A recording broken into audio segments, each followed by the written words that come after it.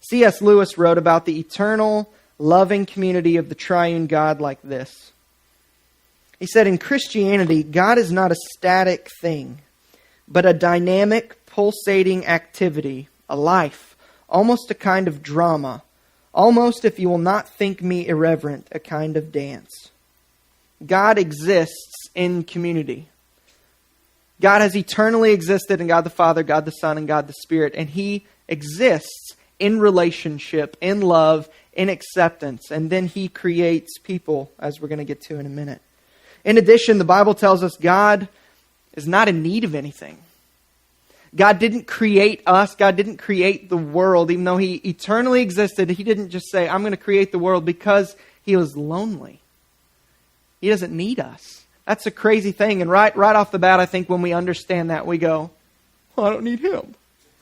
No, but He doesn't need us in the sense of like the pagan Greek little g gods needed people to pray to them to get power. And they needed people, and they had to get people, so they would do things. In Greek mythology, they would do things to people to make them pray to them. You guys have seen Clash of the Titans, Wrath of the Titans, that kind of stuff. That's a modern day translation of the Greek mythology, the gods, how they operated. But God is not like those little g gods. He didn't need us. Some cool verses. I just want to throw 3 verses at you that shows that God exists in community. We get that, Father, Son, Spirit, but that He doesn't need us. He was perfectly, eternally satisfied in and of Himself. Acts 17, 24 through 25. Paul goes to share the gospel with some pagan people that didn't believe in the God of the Bible, that were polytheists. They worshipped many gods, and they had statues and idols and all this stuff. And he saw one statue that said, to the unknown God that we don't know. And Paul starts saying, I know that guy. And that's the one true God. But this is what he says. Acts 17, 24 through 25. The God who made the world and everything in it, being Lord of heaven and earth, does not live in temples made by man, nor is He served by human hands as though He needed anything, since He Himself gives to all mankind life and breath and everything.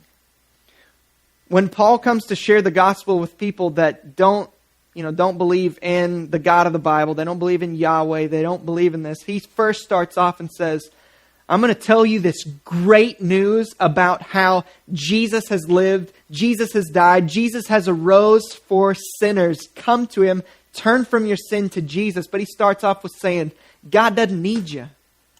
He says, God is not served by you. He doesn't live in temples that are created by men. He's not served by you as though He needed something. Paul makes sure that we know God is nothing like these false demon pagan gods that you've been worshiping and looking up to. But He is the one who gives life to everyone. He is not in need of us, but we are in ultimate need of Him. The truth of the gospel is that the one that we have offended, the one that we have rebelled against, the one that we have sinned against, the one that wrath is coming on us because we have rebelled against Him, He is the very one that we need to remove that, because He's the only one that can. That's the beauty of the gospel and of the cross of Jesus Christ, is that we couldn't do it. We have offended the ultimate being. We've rebelled against Him. We deserve death, judgment, and wrath. And so what we need is that same God that we've offended. We need His grace.